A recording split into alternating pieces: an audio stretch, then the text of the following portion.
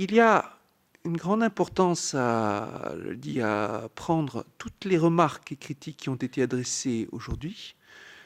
J'ai bien compris, bien entendu, la volonté d'EDF de le faire à plein niveau. C'est pourquoi je vous propose aussi que toutes les questions qui ont été posées à l'oral soient complétées de réponses faites par écrit qui permettront de donner pleine confiance à tout doute qui pourrait y avoir.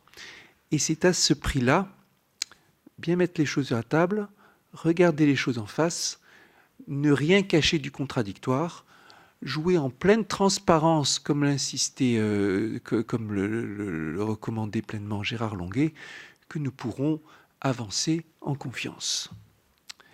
J'ajoute, Cédric, faites-le vite, parce que vous êtes à la tête, certes, d'un secteur industriel, les uns et les autres, moralement ou par vos fonctions d'autorité. Vous êtes les inspirateurs d'un système industriel qui est un atout pour notre pays, qui fait vivre près de 200 000 salariés et qui représente une perspective de présence mondiale dans un secteur, l'énergie, où le nucléaire a sa place. Il ne va pas tout prendre, il a sa place.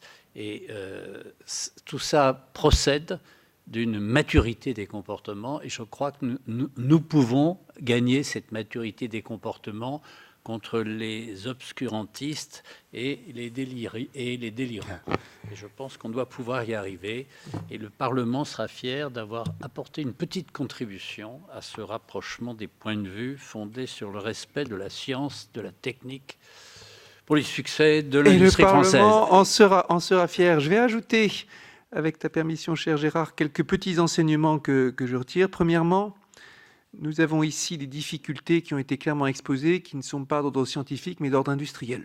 Oui. Et dans lesquelles le processus joue un rôle extrêmement important. Quelle est la traduction des recommandations en normes, comment elles sont transmises.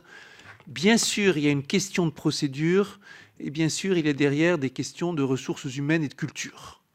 Ça fait plusieurs fois que l'Office a été averti sur ces questions de perte de savoir-faire, de perte de ressources humaines, et il convient d'en être extrêmement conscient dans la suite, dans les choix budgétaires, dans les choix de formation, dans les choix de nos grandes écoles. On n'est pas ici sur des questions de grands principes scientifiques, on est vraiment sur des questions de maintien des savoir-faire, des expertises et de la façon de gérer ça, aussi bien au niveau des processus qu'au niveau des ressources humaines. Ensuite, on a, ça a été bien exprimé, M. Doroschuk, le devoir de l'ASN d'être plus exhaustif dans ses contrôles, avec les moyens que ça représente aussi. Comme l'a bien dit M. Ursa, de ne pas se limiter aux gros équipements, à ce à quoi on pense en priorité, mais aussi au secteur secondaire. La rigueur avec laquelle le dossier de l'ASN nous a été présenté aujourd'hui ne nous laisse aucun doute sur le fait que l'ASN va se saisir de ces missions élargies avec une grande rigueur. Et puis, je crois que nous y sommes. Bref, ici, il y a des enseignements du côté du processus industriel, des enseignements du côté de l'ASN, le besoin d'une réponse exhaustive et rapide pour le processus, et sur le long terme, cet avertissement qui nous est répété sur l'importance de maintenir dans la filière une culture et des ressources humaines qui seront indispensables à son avenir.